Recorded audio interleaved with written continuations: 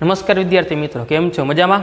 આપ સર્વે વિદ્યાર્થી મિત્રોનું કેમિસ્ટ્રીની ઓનલાઈન લેક્ચર સિરીઝમાં હાર્દિક સ્વાગત છે. આજે ધોરણ 11 ચેપ્ટર નંબર 2 પરમાણુનું બંધારણ, એમાં લેક્ચર નંબર 1માં આજે આપણે પરમાણુના બંધારણ વિશે એનો ઇન્ટ્રો જોશી અને તો કે ઇલેક્ટ્રોન છે, ઇલેક્ટ્રોનની શોધ કઈ રીતના થઈ આ લેક્ચરની અંદર આપણે વાત કરવાના છીએ. તો ચેપ્ટર ચાલુ કરી એની પહેલાં તો કે પરમાણુ શું છે, આ ચેપ્ટરની અંદર તમારે પરમાણુના બંધારણ વિશેની વાત કરવાની છે. પણ સૌ પ્રથમ આપણે પહેલાં જોઈએ કે પરમાણુ એટલે શું. પરમાણુ છે ને, પરમાણુ વિશેની તમે માહિતી ધોરણ 9 અને ધોરણ 10માં થોડી મેળવી છે, એ થોડીક તાજી કરી લે. તો પરમાણુ શું છે? પરમાણુની છે ને, પરમાણુની સૌ પ્રથમ વ્યાખ્યા બે સંસ્કૃતિ હતી. એક હતી ભારત અને બીજું હતું ગ્રીક. હવે પરમાણુ વિશેની માહિતી છે ને, ઈસવીસન પૂર્વે 400 વર્ષ પહેલાં છે ને પરમાણુ વિશેની માહિતી આપી હતી. ઈસવીસન પૂર્વે 400માં પરમાણુ વિશેની માહિતી આપી હતી ભારત અને ગ્રીક નામની સંસ્કૃતિ છે, ભારત અને ગ્રીક સંસ્કૃતિમાં. હવે એમાં જોઈ ભારતમાં છે ને મહર્ષિ કણાદ નામના તત્વજ્ઞાની હતા. એ મહર્ષિ કણાદ નામના તત્વજ્ઞાનીએ પરમાણુ વિશેની વ્યાખ્યા આપી હતી. પરમાણુને એવું કીધું હતું કોઈ પણ એક પદાર્થ લેવાનો, એ પદાર્થના તમારે નાના નાના ટુકડા કરવાના અને અંતે જે એક એવો કણ વધે કે જેનું વિભાજન શક્ય નથી, એવા કણને કહેવાય પરમાણુ. કઈ રીતના? તો કે આપણે વ્યાખ્યા લખી, કોઈ પણ પદાર્થને નાના ટુકડામાં વિભાજન કરી અંતે જે નાનો કણ વધે તે અવિભાજ્ય કણને શું કહેવાય? પરમાણુ કહેવાય. હવે તો ક્યાંક આપણે કોઈ એક્ઝામ્પલ જોઈએ. ધારો કે એક આ પદાર્થ છે, આ પદાર્થને હું નાના નાના ટુકડામાં વિભાજન કરું. ટુકડામાં વિભાજન કર્યા બાદ જે એક નાનો આ કટકો વધ્યો, આ કટકાનું વિભાજન શક્ય નથી. વિભાજન શક્ય નથી એટલે શું? તો કે અવિભાજ્ય કહેવાય. કે આ જે અવિભાજ્ય કણ છે, અવિભાજ્ય કણને કહેવાય પરમાણુ. આવી વાત કોણે કરી હતી? તો કે મહર્ષિ કણાદ નામના વૈજ્ઞાનિકે કરી હતી. ત્યારબાદ ગ્રીકમાંથી આવ્યો હતો, ગ્રીકનો એક તત્વજ્ઞાની હતો ડેમોક્રિસ. ડેમોક્રિસે પણ આ જ રીતની વ્યાખ્યા આપી હતી. ઓકે. અને આજે છે ને ભારત અને ગ્રીક, આ વાત છે ઈસવીસન પૂર્વે 400 વર્ષ પહેલાં. ત્યારે છે ને આવા દેશ કેવું નહોતું કે કેમ ભારત દેશ ને ગ્રીક દેશ છે આપણે અત્યારે, કે ત્યારે છે ને સંસ્કૃતિ હતી ભારતીય સંસ્કૃતિ, ગ્રીક સંસ્કૃતિ. હવે તમે જૂના વૈજ્ઞાનિકની રીતના નિયમ જોવો ને તો મેજોરિટી ગ્રીક સંસ્કૃતિમાંથી આવતા હોય, ઇજિપ્ત સંસ્કૃતિમાંથી આવતા હોય. હવે જૂના જમાનામાં છે ને ગ્રીક સંસ્કૃતિ છે ને બહુ વિજ્ઞાન અને ગણિત ક્ષેત્રે આગળ હતી. એ જ રીતના એ 3-4 સંસ્કૃતિ હતી, એમાંની ભારત પણ એક એવી સંસ્કૃતિ હતી કે જે વિજ્ઞાન અને ગણિત ક્ષેત્રમાં બહુ ઘણો આગળ પ્રદાન કરતી હતી. એ વાત આપણા માટે બહુ અગત્યની છે, કેમ કે ભારત છે એ ઘણા વર્ષો પહેલાં પણ વિજ્ઞાન અને ગણિતની દ્રષ્ટિએ આગળ હતી. ઓકે. ત્યારબાદ આ બે વાત કરી, મહર્ષિ કણાદ અને ડેમોક્રિસ. તે પછી એક વૈજ્ઞાનિક આવ્યો હતો ડાલ્ટન. ડાલ્ટને વ્યાખ્યા આપી કે ભાઈ કોઈ એક કણ, કોઈ એક પદાર્થ કે જે નાના નાના ટુકડામાં વિભાજન કરી અને અંતે એક જે નાનો કણ વધે, નાના કણને કહેવાય પરમાણુ. જે મહર્ષિભાઈએ વ્યાખ્યા આપી હતી, મહર્ષિ કાકાએ જે વ્યાખ્યા આપી હતી એ જ વ્યાખ્યા આપી હતી આએ, પણ એને થોડીક અલગ રીતના આપી. એને શું થયું કે કોઈ પણ કેવો પદાર્થ, કોઈ પણ પદાર્થનો નાનામાં નાનો કણ, એ નાનામાં નાના કણને કહેવાય પરમાણુ. આ વાત કરી હતી કોને? ડાલ્ટને. આ વાત ક્યારે? તો કે આ ઘણા વર્ષો પહેલાંની. હવે તમે પ્રેઝન્ટમાં જુઓ તો પરમાણુ છે ને, પરમાણુનું વિભાજન શક્ય છે. આ 3 વ્યક્તિ હતા, 3 વ્યક્તિએ શું કીધું હતું કે પરમાણુ વિભાજન શક્ય નથી. એ પરમાણુ કોણ કેવો છે? અવિભાજ્ય. પણ પરમાણુ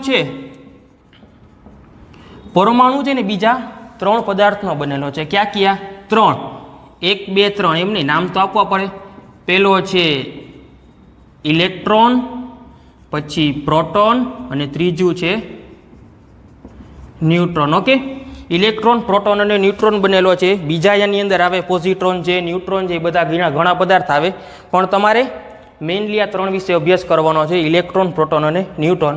હવે ઇલેક્ટ્રોન, પ્રોટોન, ન્યુટ્રોનની વાત આવી તો એ વસ્તુ કહી દઉં કે ઇલેક્ટ્રોનની શોધ છે ને થોમ્સન નામનો વ્યક્તિ હતો, વૈજ્ઞાનિક હતો, જે થોમ્સન. એને શોધ કરી ઇલેક્ટ્રોનની. પ્રોટોનની શોધ કરી રુથરફોર્ડ અને ન્યુટ્રોનની શોધ કરી ચેડવિક. હવે આ 3 નામ કે સાહેબ યાદ રહેતા નથી. ઇલેક્ટ્રોન કોણે ગોઈતો? પ્રોટોન ને ન્યુટ્રોન. એના માટેની શોર્ટકટ કી છે ઈટ પર નાચ. શું? ઈટ પર નાચ. ઈ એટલે ઇલેક્ટ્રોન, ટી એટલે થોમ્સન, પી એટલે પ્રોટોન, આર એટલે રુથરફોર્ડ, એન એટલે ન્યુટ્રોન ને સી એટલે ચેડવિક. આ 3 વ્યક્તિ, આ ત્રણેયને છે ને અંદર તમે એની થિયરી જોવો, ડીપમાં ભણો તો આ ત્રણેય એકબીજા સાથે કનેક્ટેડ છે. એ કઈ રીતના કનેક્ટેડ છે આમાં જાતા નથી તો બહુ લાંબી થિયરી થઈ જાય. પણ ઇલેક્ટ્રોન પ્રોટોન જેની વાત કરી, હવે એના દળની વાત. ઇલેક્ટ્રોન પ્રોટોન અને ન્યુટ્રોનના દળ. ઇલેક્ટ્રોનનું દળ છે 9.1 ગુણ્યા 10⁻31 ઘાત કિલોગ્રામ છે. પ્રોટોનનું દળ છે 1.6 ગુણ્યા 10⁻27 ઘાત કિલોગ્રામ છે. અને ન્યુટ્રોનનું પણ આને નિયર અબાઉટ જ છે 1.65 ગુણ્યા 10⁻27 ઘાત. ઓકે, આ વાત કરી એના દળની. હવે થોડીક એક વાત કરી દઉં પરમાણુ ક્રમાંક અને પરમાણુ દળાંક. પહેલાં વાત કરી પરમાણુ ક્રમાંક, એટોમિક નંબર. હવે પરમાણુ ક્રમાંક કઈ રીતના મળે? તો કે બધાય તમે એમ સાંભળ્યું હોય કે ભાઈ ઇલેક્ટ્રોનની સંખ્યા છે, ઇલેક્ટ્રોનની સંખ્યા જેટલી હોય એટલા જ એના પરમાણુ ક્રમાંક હોય. પણ આપણે શું કરશું તો કે પ્રોટોનની સંખ્યા, જેટલા કોઈ પણ પરમાણુ છે એમાં કેટલા પ્રોટોન હાજર છે એના આધારે આપણે નક્કી કરી શકીએ કે એનો પરમાણુ ક્રમાંક કેવી રીતના. હવે સાહેબ પ્રશ્ન થાય કે સાહેબ ઇલેક્ટ્રોન જગ્યાએ પ્રોટોન કેમ? હવે પ્રોટોન એટલા માટે લીધો, જો આપણે ઇલેક્ટ્રોનની વાત કરી તો અમુક ધારો કે ભાઈ એ આ એક છે, એ નામનું પરમાણુ છે, એમાં એની ઉપર પોઝિટિવ ચાર્જ છે. ફોર એક્ઝામ્પલ તરીકે આમાં પોઝિટિવ ચાર્જ છે અને આની અંદર 20 ઇલેક્ટ્રોન આવેલા છે. હવે +1 હોય એનો મિનિંગ શું થયો તો કે એ જે છે ને એક ઇલેક્ટ્રોન ગુમાવ્યો છે. હવે આનું તમે આપણે પરમાણુ ક્રમાંક નક્કી કરો તો ફેર આવે. એટલા માટે આપણે શું કરી છીએ? પ્રોટોનની સંખ્યાની ગણતરી કરી. પ્રોટોનની સંખ્યાના આધારે શું આપણને ખબર પડે? પરમાણુ ક્રમાંક. હવે જ રીતના વાત કરી પરમાણુ દળાંક, કે પરમાણુનું દળ. પરમાણુનું દળ કઈ રીતના મળે તો કે પ્રોટોનની સંખ્યા પ્લસ ન્યુટ્રોનની સંખ્યા, આ બે વસ્તુનો સરવાળો કરો એટલે આપણને શું મળે? કોઈ પણ પરમાણુનું દળ મળે છે. ઓકે, હવે એક બીજી એક નવી ઇન્ટરેસ્ટિંગ વાત એ છે કે બધા એવું કહેતા હોય કે ભાઈ કોઈ પણ પરમાણુ છે એ ઇલેક્ટ્રોન, પ્રોટોન અને ન્યુટ્રોનનો બનેલો હોય છે. પણ આવર્ત કોષ્ટકની અંદર એક એવો વ્યક્તિ છે, એ છે હાઇડ્રોજન. હાઇડ્રોજન છે ને, હાઇડ્રોજનની અંદર માત્ર પ્રોટોન અને ઇલેક્ટ્રોન જ છે. હાઇડ્રોજનની અંદર ન્યુટ્રોન આવેલો નથી. એટલે એમ કહી શકીએ કે હાઇડ્રોજન છે, હાઇડ્રોજનના કેન્દ્રમાં કોણ આવેલું છે તો કે માત્ર ને માત્ર પ્રોટોન અને બાહ્યતમ કક્ષામાં ઇલેક્ટ્રોન આટા મારે છે. હાઇડ્રોજનની અંદર ન્યુટ્રોન આવેલો નથી. આ એક જ એવો અપવાદી છે કે જેમાં ન્યુટ્રોન આવેલો નથી. તો મિત્રો આ વાત કરી આપણે કે નહીં ઇન્ટ્રોડક્શનની. એક વખત બધા વિડીયો પોઝ કરી આ વસ્તુ લખી લ્યો. ઓકે, આપણે ઇન્ટ્રોડક્શન જોયું. ઇન્ટ્રોડક્શન જોયા પછી હવેનો જે આપણો ટોપિક છે, ટોપિકનું નામ છે ઇલેક્ટ્રોનની શોધ. કે ભાઈ ઇલેક્ટ્રોન આપણે અત્યારે કહીએ છીએ ઇલેક્ટ્રોન છે એની ઉપર ઋણ વિદ્યુત ભાર છે, પણ એ ક્યાં પ્રેક્ટિકલની મદદથી મળ્યો એ પ્રેક્ટિકલની માહિતી આજે આ થિયરી આપણે સમજવાના છીએ. હવે સૌ પ્રથમ છે ને ઇલેક્ટ્રોન વિશેની માહિતી થોમ્સન નામના વ્યક્તિએ, થોમ્સન જે થોમ્સન હતો સાયન્ટિસ્ટ, એના છે ને પ્રેક્ટિકલ કર્યો. એ પ્રેક્ટિકલ શું છે એના વિશેની વિગતે આપણે અત્યારે ચર્ચા કરવાના છીએ. તો સિમ્પલ છે, કાંઈ નથી. આ જે વસ્તુ થઈ ને, આ વસ્તુને એક નામ આપ્યું. નામ શું છે એ હું પછી તમને કહું ને તમને એમને ખ્યાલ આવી જશે કે ભાઈ એનું નામ શું થશે. હવે સિમ્પલ છે, આ જે પોર્શન છે ને, આ પોર્શન કાચનું એક પ્લેટ છે અથવા કાચની નળી છે. એ જે કાચની નળી છે એ મજબૂત બનાવવાની છે, અથવા તો તમે આને સિલિકા નળી પણ કહી શકો. પણ આ નળી કેવી રાખવાની તો કે મજબૂત રાખવાની. સુકામીને મજબૂત રાખવાની કે ભાઈ આનામાં આપણે છે ને આ નળીને આપણે શૂન્ય અવકાશ કરવાની છે. શૂન્ય અવકાશ કરો એટલે તમારે કોઈ પણ વસ્તુ દબાણ આપવું પડે. તમે દબાણ આપો એટલે અંદરની વસ્તુ શું થઈ જાય? બહાર આવે તો તમે દબાણ આપો તો વધારે દબાણ આપો તો આ નળીમાં કંઈ ક્રેક કે તૂટી જવી જોઈએ ને. એટલા માટે કેવી રાખવાની છે? મજબૂત રાખવાની છે. આ બે પ્લેટ છે, આ એક પ્લેટને છે આપને નામ આપી દઉં કેથોડ. આ જે કટકો છે આ કટકાને હું નામ આપી દઉં એનોડ, અને નીચે આપણે જોડેલી છે બેટરી. ઓકે, તો આ પ્રેક્ટિકલમાં કઈ વસ્તુ આપણે આવી એ વસ્તુ થઈ આપણે લખી નાખી. હવે તો કે કઈ રીતના પ્રેક્ટિકલ કરવાનો છે એ જોઈ કે અહીંયા જે આ જગ્યા દેખાય, આ જગ્યાએથી છે ને હું ધારો કે આ જગ્યામાંથી હું હાઇડ્રોજન વાયુ પસાર કરું. શું પસાર કર્યું? તો કે હાઇડ્રોજન ગેસ અહીંયાથી મેં અંદર એડ કર્યો. તો હવે પ્રશ્ન થાય કે સાહેબ તમે હમણાં કીધું આને શૂન્ય અવકાશ કરવાનું છે, પણ શું કામ એને એડ કર્યો? આની અંદર મેં એડ કરું ને એટલે મેં એક પરફેક્ટ થોમ્સને છે ને એક પરફેક્ટ દબાણ રાખ્યું હતું કે પહેલાં હાઇડ્રોજન વાયુ આપણે એડ કર્યો, એ એડ કર્યો નથી, પછી એને 10⁻6 પાસ્કલ દબાણે છે ને હાઇડ્રોજન વાયુને બહાર કાઢ્યો. શું કર્યું? 10⁻6 પાસ્કલ દબાણે હાઇડ્રોજન વાયુને આપણે શું કરી નાખ્યો? તો કે બહાર કાઢી નાખ્યો. હવે તો કે એવું કરવાનું રીઝન શું? તો કે ભાઈ મારે જેટલા અંદર અણુ હાઇડ્રોજન વાયુ એમને એમ રાખ્યો અને આપણે એને બહાર કાઢતા નથી, તો અહીંયા કણની સંખ્યા વધારે થઈ જાય. જો કણની સંખ્યા વધારે થઈ જાય તો આપણે જે આ પ્રેક્ટિકલમાં જે ક્લેરિટી આવી જાય ક્લેરિટી આવે નહીં. એટલા માટે શું કર્યું કે 10⁻6 પાસ્કલ દબાણે હાઇડ્રોજન વાયુને આપણે બહાર કાઢી લીધો અને પછી કરી દીધું પેક. હવે તો કે આપણે આને શૂન્ય અવકાશ કર્યો. હવે બીજી વસ્તુ કીધું કે કોઈ પણ વસ્તુ તમે શૂન્ય અવકાશ કરો તો સંપૂર્ણપણે કોઈ વસ્તુનું શૂન્ય અવકાશ થતું નથી. જો કોઈ પણ વ્યક્તિ એમ કહેતા હોય કે ભાઈ સંપૂર્ણ શૂન્ય અવકાશ થઈ ગયું તો એ વાત હંમેશા માટે ખોટી છે. જે એક વસ્તુ એક સમય માટે વિચારો કે આ નળી છે સંપૂર્ણપણે શૂન્ય અવકાશ થઈ ગયા, આની અંદર કોઈ પણ વસ્તુ નથી. જ્યારે હું બેટરી ચાલુ કરું તો અંદર શું કાંઈ મને મૂવમેન્ટ જોવા મળે? તો કે ના સાહેબ ન જોવા મળે. મૂવમેન્ટ ક્યારે જોવા મળે? તો કે અંદર કોઈ પણ વસ્તુના પાર્ટિકલ હાજર હોય તો જ એની અંદર મૂવમેન્ટ જોવા મળે, બાકી મૂવમેન્ટ જોવા મળે નહીં. એટલે હવે કોઈ પણ વ્યક્તિ એમ કહે કે ભાઈ સંપૂર્ણપણે શૂન્ય અવકાશ થઈ ગયો તો એ વાત ખોટી છે. ઓકે, આપણે આટલું દબાણથી હાઇડ્રોજન વાયુ બહાર કાઢ્યો. હવે આ જે બેટરી છે સાવ નાના વોલ્ટેજની લેશે, માત્ર ને માત્ર 10,000 વોલ્ટની બેટરી લીધી. હવે બેટરી લીધી ત્યારે શું કરશે? હવે આખું આપણો પ્રેક્ટિકલ બધું કમ્પ્લીટ. હવે ખાલી એક સ્વિચ જ પાડવાની. શું એની સ્વિચ? તો કે બેટરી ચાલુ કરવાની. હવે જ્યારે હું બેટરી ચાલુ કરીશ ત્યારે એનોડ અને કેથોડ અને એનોડ વચ્ચે શું થશે? તો કે વિદ્યુત કંઈક એમાં ચેન્જીસ થશે, વિદ્યુત પ્રવાહ પસાર થાય. હવે એ જે આમાંથી કંઈક પસાર થયું, આપણે કયો વાયુ એડ કર્યો છે?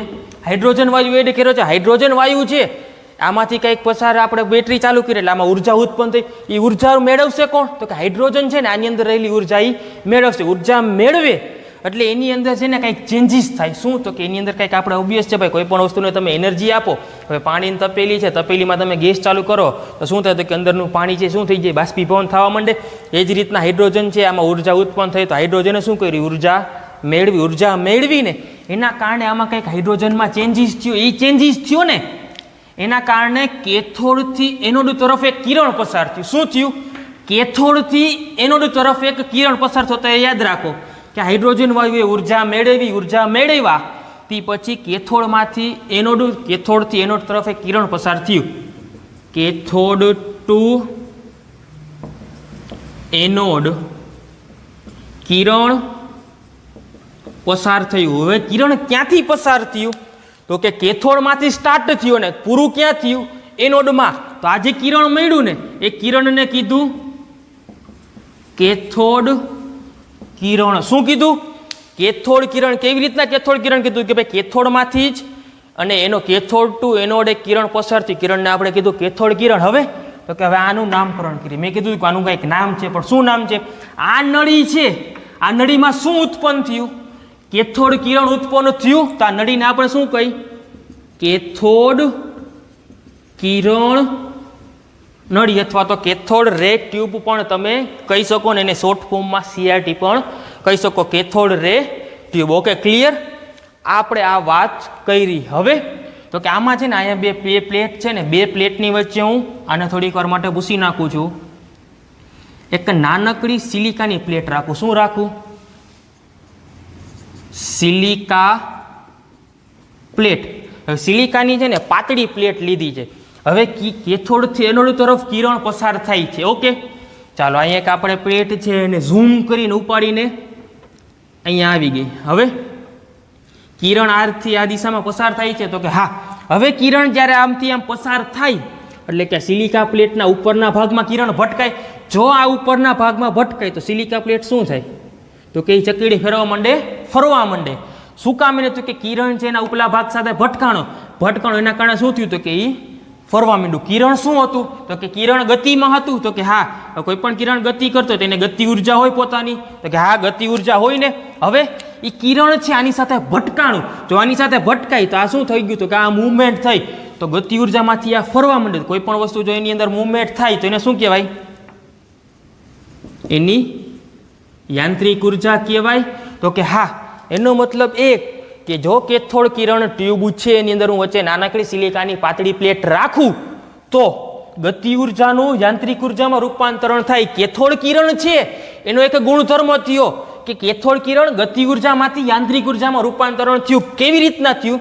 તો કે અહીંયા આપણે શું રાખ્યું? સિલિકા પ્લેટ રાખી. એટલા માટે હવે સિલિકા પ્લેટ આપણે કાઢી નાખી, એની જગ્યાએ આપણે રાખી અને કઈ નંબર 1. હવે નંબર 2 શું છે? તો કે ધાતુની જાડી પ્લેટ. હવે જ્યારે તમે ધાતુની જાડી પ્લેટ આની વચ્ચે રાખશો, હવે ઓબ્વિયસ વસ્તુ છે, આ પાતળી વસ્તુ હતી તો કિરણ આને ધક્કો મારીને ફેરવી નાખ્યું. હવે આ ફરે? આ ન ફરે. આની સાથે ભટકાય તો શું થાય? તો કે કાંઈ ન થાય. હવે જ્યારે કેથોડ કિરણ છે, કેથોડ કિરણ ધાતુની પ્લેટ સાથે અથડાશે ત્યારે ધાતુની પ્લેટમાંથી એક્સરે જનરેટ થાય. શું આપણે ઉત્પન્ન થશે? એક્સરે. એટલે કે જે આ કિરણ હતું, કિરણ કેમાં કન્વર્ટ થઈ ગયું? એક્સરેમાં. ઓકે, આ પણ એક એનો એક ગુણધર્મ છે કે જો પાતળી પ્લેટ રાખી તો ગતિ ઉર્જાનું યાંત્રિક ઉર્જામાં રૂપાંતરણ થયું. ધાતુની જાડી પ્લેટ રાખી ત્યારે શું થયું કે ભાઈ જે કિરણ હતું એ કિરણ કેથોડ કિરણમાંથી કેમાં કન્વર્ટ થઈ ગયું? એક્સરે. હવે એક્સરે વિશેની માહિતી આપણા ચેપ્ટરમાં જોશી, પણ એ માત્ર થોડી છે. પણ જો એક્સરે વિશેની તમે માહિતી ભણશો ધોરણ 12 ફિઝિક્સની અંદર પરમાણુ ચેપ્ટરમાં તમે ડીપલી એક્સરે વિશેની માહિતી ભણવાના છો. ઓકે, આ વાત કરી આમ. હવે તો કે આપણે અહીંયા વચ્ચેના ભાગમાં કંઈક ચેન્જીસ કરી. હવે હું શું કરીશ? આ જે પાછળનો ભાગ દેખાય એનોડ પ્લેટ છે ને, એનોડ પ્લેટની પાછળ છે ને હું ઝિંક સલ્ફેટ ZnS નું પડ ચડાવી દઉં. શું કરી નાખું? ઝિંક સલ્ફેટનું મેં પડ ચડાવી દીધું. અને આ જે એનોડ પ્લેટ છે, એનોડ પ્લેટમાં હું આ રીતના હું છિદ્ર પાડી નાખું. હવે શું થશે? હવે તમે જ કહો. સિમ્પલ આખી પ્લેટ હતી ત્યારે કિરણ આમ ભટકાતું હતું. જ્યારે આમ એમાં આપણે આમ છિદ્ર પાડી દઈએ તો શું થાય? તો કે કિરણ એમાંથી વચ્ચેથી પસાર થઈ જાય. હવે કિરણ અહીંથી આમ ગયું કેથોડ ટુ એનોડ, અને એનોડમાંથી જ્યારે ઝિંકના પ્લેટ ઉપર ભટકે, ઝિંકના પડ સાથે ભટકાશે. હવે લખી કિરણ ZnS માં અથડાય ત્યારે અથડાય ત્યારે શું કહેવાય? એને છે ને ત્યારે સફેદ ધબ્બો થાય. શું થાય? તો કે કિરણ જે છે કેથોડ કિરણ એનોડમાંથી પાસ આઉટ થઈ ઝિંક સલ્ફેટના પડ સાથે જ્યારે અથડાઈને ત્યારે શું થાય? તો કે સફેદ ધબ્બો જોવા મળે. ને ઝિંક સલ્ફેટનું પડ છે ને એ સાહેબ કલરફુલ હોય. કેવું હોય? કલરફુલ હોય. હવે તો કે એમાં શું થયું? તો કે સફેદ ધબ્બો આવ્યો. હવે એક બીજી વસ્તુ આમાં આપણે કીધું ગતિ ઉર્જાનું યાંત્રિક ઉર્જામાં રૂપાંતરણ થાય, બરોબર? હવે છે ને એક વસ્તુ બીજી કહી દઉં કે તમે નાના હોય ને ત્યારે તમે હાથમાં રેડિયમ પહેરતા, એમ કહેતા હોય કે ભાઈ મેં હાથમાં રેડિયમ પહેર્યું. હવે ઓરિજિનલ રેડિયમ ન હોય, એ જે છે ને એક મટીરિયલ છે, એ જે વસ્તુ તમે પહેરો છો ને એ શું હોય? તો કે કોઈ પણ વસ્તુ તમે કહેતો હોય કે ચમકે, રેડિયમ છે એ ચમકે, પણ શું એમાં પ્રોસેસ કઈ રીતના થાય? હવે તમે જ્યારે રેડિયમવાળી વસ્તુ, ધારો કે ભાઈ ઘડિયાળ પહેરી છે, ભૂરાભાઈએ રેડિયમવાળી સફેદ આપણે લાલ કલરની ઘડિયાળ પહેરી, લાલ રેડિયમવાળી. હવે ભૂરો જ્યારે સૂર્યપ્રકાશમાં ઊભો હોય છે તડકામાં, ત્યારે શું થશે? તો કે ભૂરાની જે લાલ કલરની રેડિયમવાળી જે વસ્તુ છે એ શું કરશે? તો કે સૂર્યપ્રકાશ શોષણ કરશે, સૂર્યપ્રકાશનું એબ્ઝોર્પ્શન કરે. એબ્ઝોર્પ્શન થાય ને તે પછી જ્યારે આમ વસ્તુ જ્યારે અંધારા વસ્તુમાં જાય ત્યારે શું થાય? તો કે એ ગ્લો કરે, ચમકે છે, એ ચમકે છે. શું થાય? તો કે રેડિયમ, ઓરિજિનલ રેડિયમ છે ને ભાઈ બહુ મોંઘું આવે, બરોબર? ને એ એમાંથી કિરણો બહાર નીકળતા હોય, જનરેટ થતા હોય રેડિયમમાંથી. હવે બીજી વસ્તુ કે જ્યારે કિરણ છે આની સાથે અથડાશે, કે એની સાથે? તો કે ઝિંક સલ્ફેટના પડ સાથે જ્યારે અથડાશે ત્યારે સફેદ કલરનો ધબ્બો જોવા મળશે. એટલે હું એમ કહી શકું કે કિરણ છે, આ જે કિરણ કેથોડ કિરણ છે એ ગતિમાં હતું. એ ગતિમાં હોય તો એને શું કહેવાય? તો કે એની અંદર પોતાને ગતિ ઉર્જા હોય. તો કે હા, ગતિ ઉર્જા છે. આ કિરણ હતું, અહીંયા મેં કેમ વાત કરી કે ભાઈ કિરણ છે એ ઝિંકની પ્લેટ ગતિ કરતું હતું ત્યારે એની અંદર પોતાની ગતિ ઉર્જા હતી. હવે આ સિલિકા પ્લેટ સાથે ભટકાણી ત્યારે એની અંદર શું થયું? કે ઉર્જા ચેન્જ કેમાં થઈ? યાંત્રિક ઉર્જામાં. હા, હવે તો આજે ગતિમાં હતું જ્યારે ઝિંક સલ્ફેટના પડ સાથે ભટકાણું ત્યારે શું થયું? તો કે એમાં સફેદ કલરનો ધબ્બો જોવા મળ્યો, સફેદ કલરનો ધબ્બો. હું એમ કહી શકું કે ભાઈ ગતિ ઉર્જા છે, ગતિ ઉર્જાનું રૂપાંતરણ કેમાં થયું? લાઇટ એનર્જીમાં અથવા તો પ્રકાશીય ઉર્જામાં. કેવું થયું રૂપાંતરણ? ગતિ ઉર્જા કેમાં ફેરવાઈ ગઈ? આપણે પ્રકાશીય ઉર્જામાં ફેરવાઈ ગઈ. કેમાં?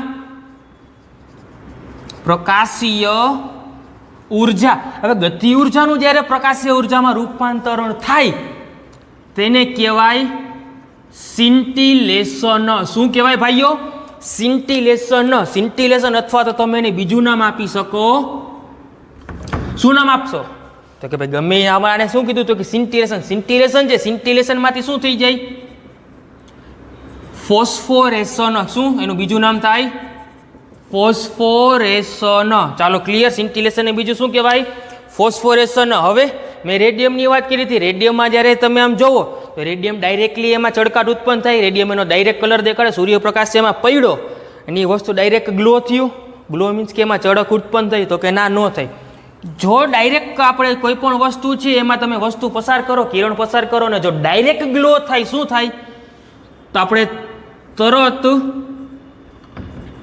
ગ્લો મીન્સ કે ચળકાટ આવે. જો તરત ચળકાટ આવે ને તો એને કહેવાય ફ્લોરોસેન્સ. શું કહેવાય? ફ્લોરોસેન્સ. અને જો થોડાક સમય પછી આપણે એનો પ્રકાશ દેખાય તો એને કહેવાય ફોસ્ફોરેશન. આને કહેવાય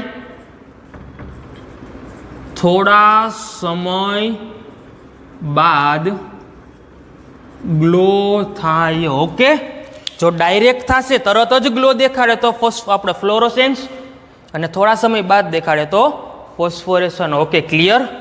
તો હવે તો કે આ કિરણ જે પસાર થયું, હવે એ કિરણ ક્યુ છે એ આપણે ગોતવાનું બાકી છે. આપણો ટોપિકનું નામ શું છે? ઇલેક્ટ્રોનની શોધ.